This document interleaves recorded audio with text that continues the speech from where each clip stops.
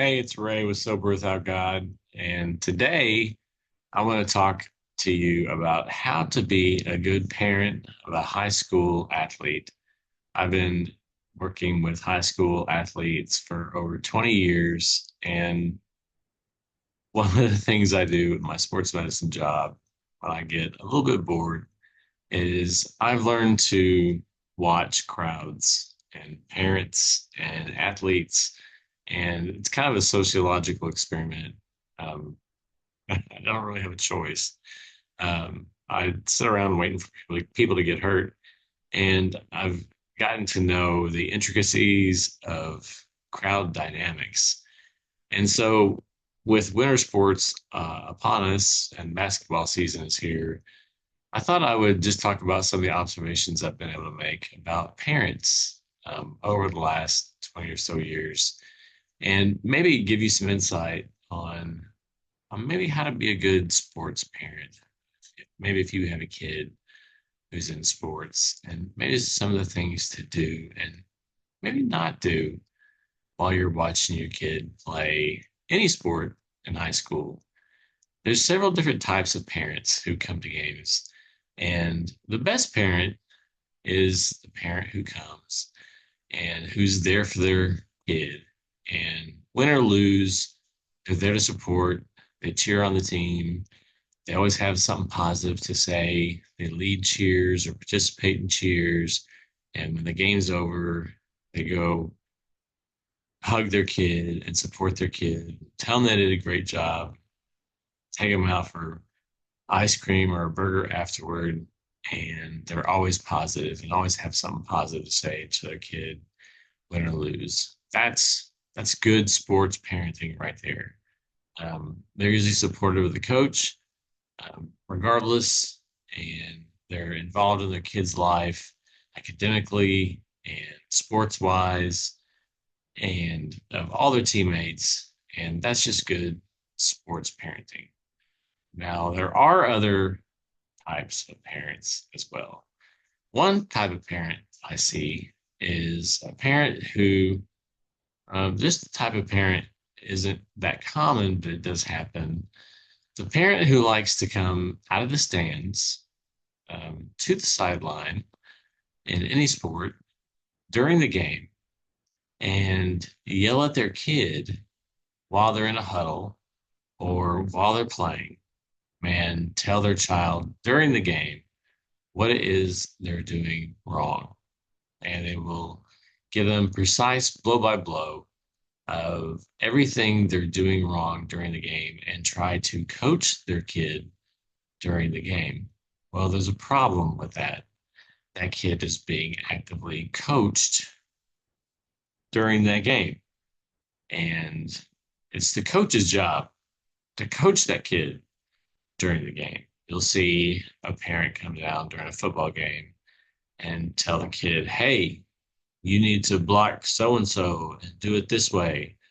Or during a basketball game, hey, you're letting number 20 get outside you, and you need to do this or that and play this zone this way. Or that's not your job.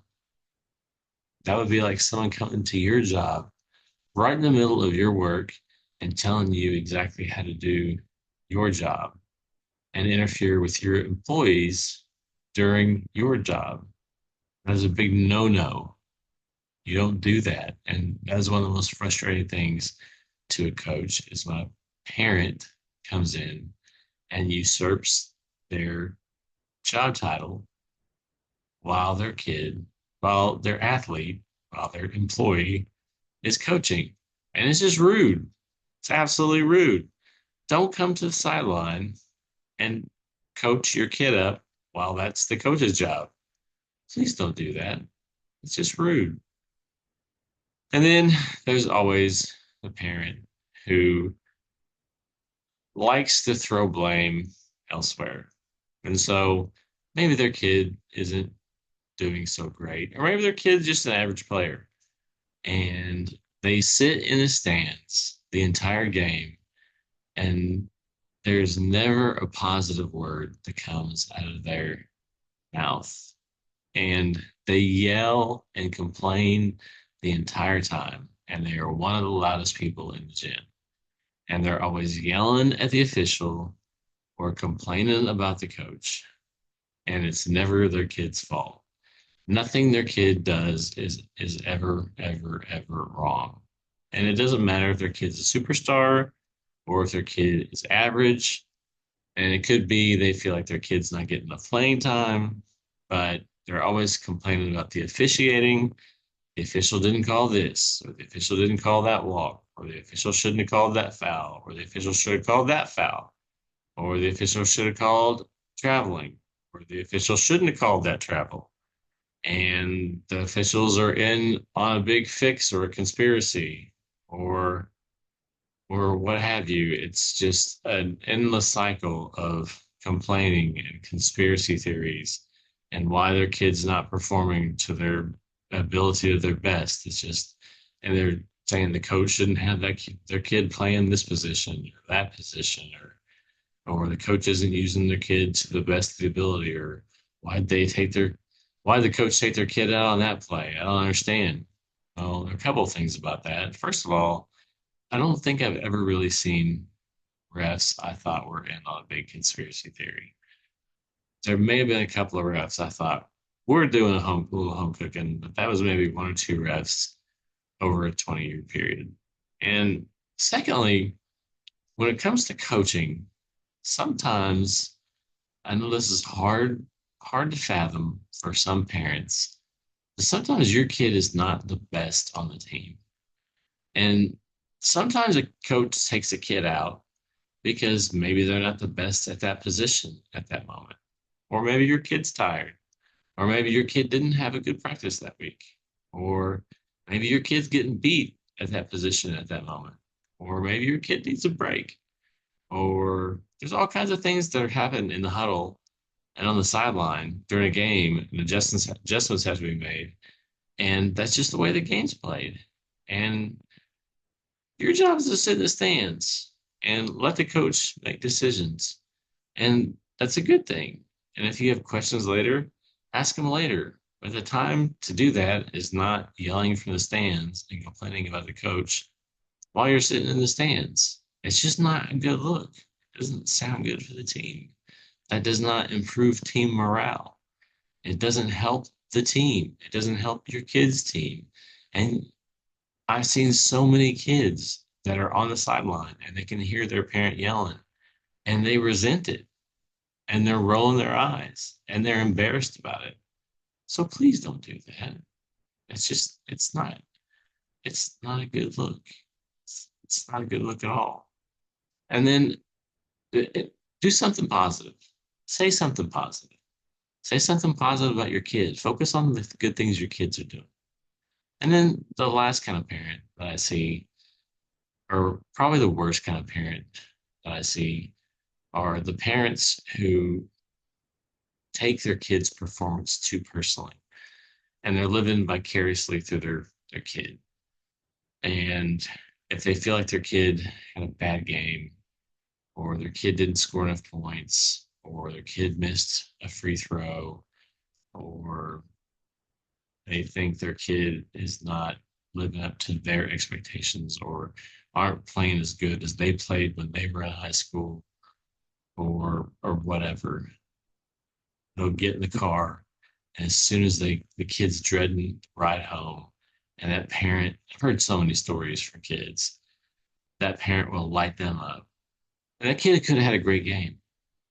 The kid may have done almost everything right, but the parent will dig into them and yell at them and let them have it about the one or two things they did wrong and just let them hear about it. And then they'll make that kid go home and run laps. And they'll make that kid go home and shoot free throws till 2 a.m. And that's just not right. It's not. That's not how you don't make a kid love a sport by punishing them over something they did wrong in a game. You don't do that. That's not how they learn. And if if that's your parenting philosophy, I hate to tell you, that's just wrong. You will make your kid resent the sport, and you'll make the kid resent you, and they won't want to play the sport, and they don't want to be around you. It's not good. Kids ought to want to love sports because they love to play and because they love to compete and because it's fun and it's entertaining. But you're putting way too much pressure on a high school kid. And when it comes all down to it, honestly, it's a game. It's an extracurricular activity. And so few of these kids are going to go to the next level. And they're doing it because they want to enjoy what they're doing in their high school career. They're not doing it so they get yelled at on the way home and have to go run laps when they get home. Love your kid through it. Enjoy the experience. Tell them they did a good job. If they had a bad night, they had a bad night. Talk to them about their mistakes. It's okay to talk to them about their mistakes. It's okay to love them through their mistakes. Ask the coach, hey, why is my kid not playing? Is there something they can do better? How can I help my kid improve? There's something they can be doing better to improve. Those are the kind of questions you ask a coach. If you feel like your kid should be starting or playing a different position, say, hey, well, how can I get my kid playing this position? Or where do you think my kid should be playing? Those are questions you can ask a coach, and a coach will be receptive to that. But if you walk up to a coach and say, my kid ought to be starting, you're not going to get a good response. But you will get constructive feedback if you ask questions that are more open and honest and say, hey, I noticed my child is not starting in the same position they were, or they're getting less playing time now. Is there something going on that I don't understand or that I'm not seeing because I'm not at practice every day? Can you help me understand? And how can we get my child back in a position where they're playing more? Or is there something they can do to improve their game better? Just have an honest, open conversation with the coach. But sports is a great character building opportunity. And not every foul is going to get called, and not every travel is going to get called. And that's just adversity. And sports is how you learn about life. And sometimes it goes your way and sometimes it doesn't. And that's how we learn about life. And that's just how it is sometimes. And it's a good thing. And you have to fight through it. You have to meet that adversity head on. And so go through it. Tell them that's just how it is sometimes. That's how the ball rolls, as they say. And you make it through it and you push through and you fight through the next one and you work hard. So enjoy the experience with your kids. Don't make them more miserable. Support the team, support the coach, support your kid.